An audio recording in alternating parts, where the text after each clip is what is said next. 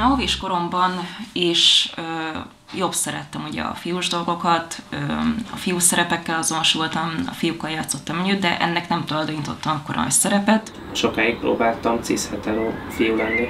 A cis azt jelenti, hogy nem transz.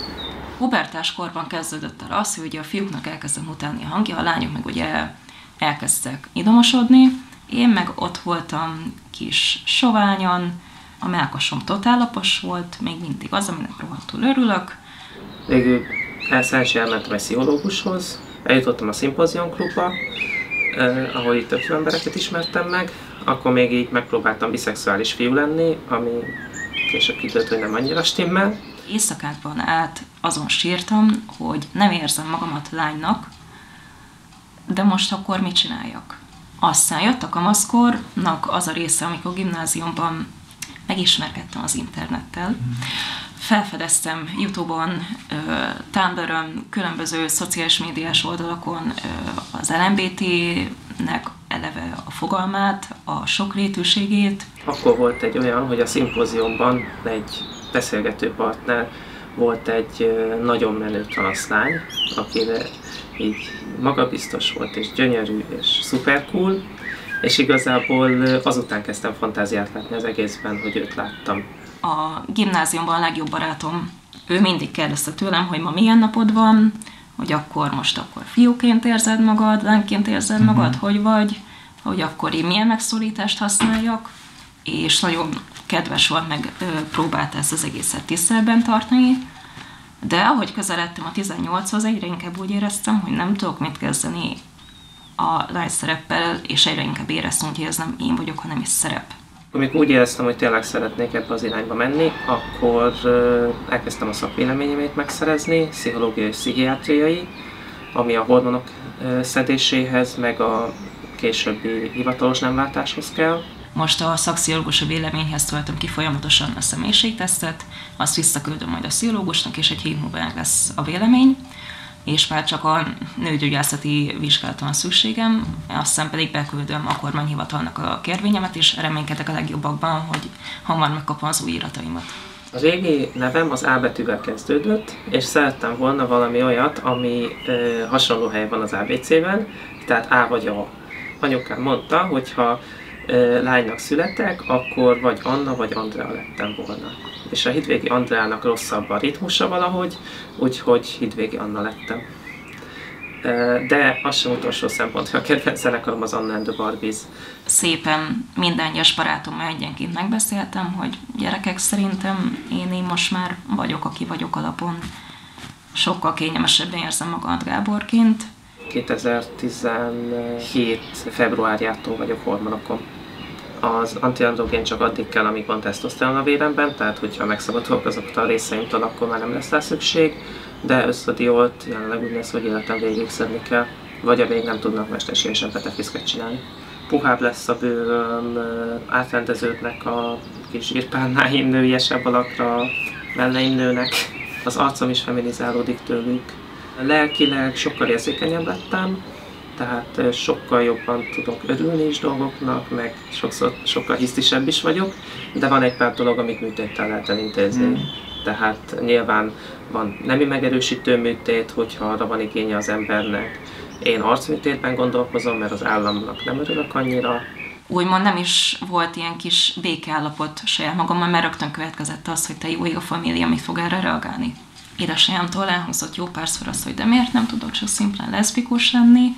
Apa azzal kelt, hogy tegnap beszélt anyával, ott van benne egy nagy információ, hogy Gabika a fiúnak érzi magát. Sírtam, mert nagyon féltem, hogy megbántom, meg hogy esetleg rossz reakciót fogok kapni, ne adj Isten felemeli a hangját, vagy bármihez hasonló, de semmilyen nem történt, hanem azt mondta, hogy bár ő ezt nem érti 100%-osan, egyrészt felnőtt vagyok, tehát az én életem, az én döntéseim, másrészt ehhez kapcsolódóan ő helyettem nem dönthet, és annyit azért ő is tud, hogy ez nem döntés, hanem ez önfelismerés, ez az embernek az érzései, amiket nem lehet megváltoztatni, és szépen lassan ez a család nem hogy megbékélt vele, hanem úgymond a fő támogatóim lettek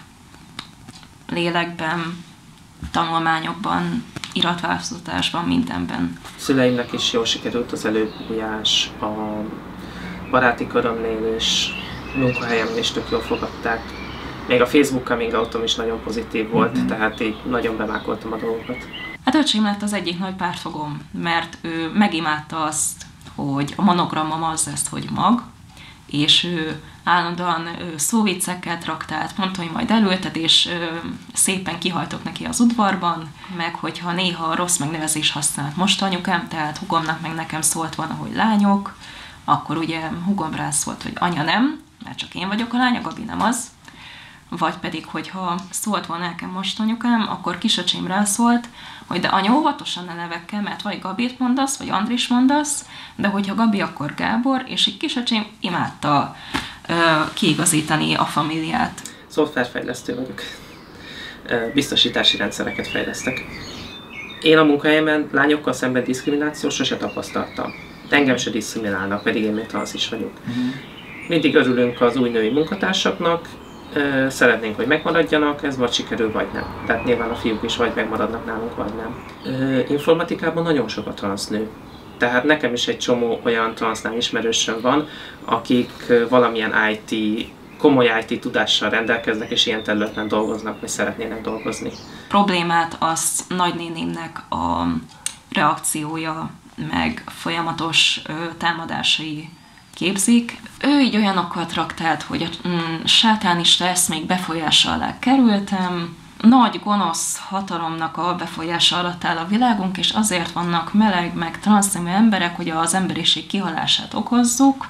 Lassan 10 milliárdan leszünk, szóval szerintem nem nagyon közeledünk a kihaláshoz, de nem baj, legyen neki igaza. Elég össze-vissza, hogy most akkor mennyire néznek lánynak, mennyire néznek fiúnak. Nálam kimaradt egy csomó lányszocializáció, ami tökre hiányzik. És ilyen alapdolgokat nem tanultam meg, és ezeket folyamatosan meg kell tanulnom. Tehát amiatt se akarok ilyen nagyon femininbe átmenni, mert hogy nevetséges lennék. Tehát ezt én így fokozatosan akarom vezetni, és akkor igazából mindenről el tudom dönteni, hogy erre most van igényem, vagy nem. Hogyha valakinek gyorsan fixálnak, hogy akkor most nekem milyen az érdeklődés, akkor azt mondom, hogy biszexuális, mert hogy azt ugye valamennyire ismertem, mint mondjuk azt mondom, hogy pánszexuális, vagy hogy pán-romantikus, aszexuális, és akkor így elkezdek szépen így a picik így címkékkel ott így részletekbe enni, mondom, mielőtt azt hiszik, hogy káromkodnék idegen nyelven, így letom annyiból, hogy bi. Se fiú, se biszexuális nem vagyok, tehát olyan 99%-ban lányokhoz vonzódom jelenleg, szóval leszbikus vagyok.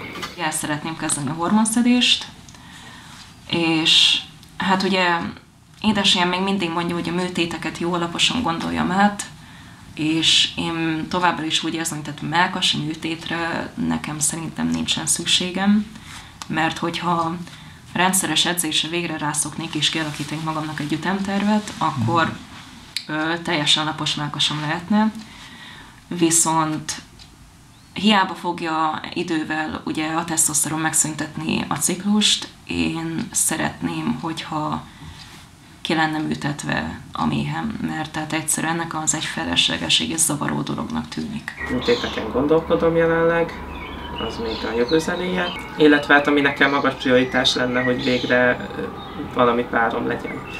Tehát ez az ismerkedés dolog, ez egy elég keserves vonal. Én szeretnék szakállat.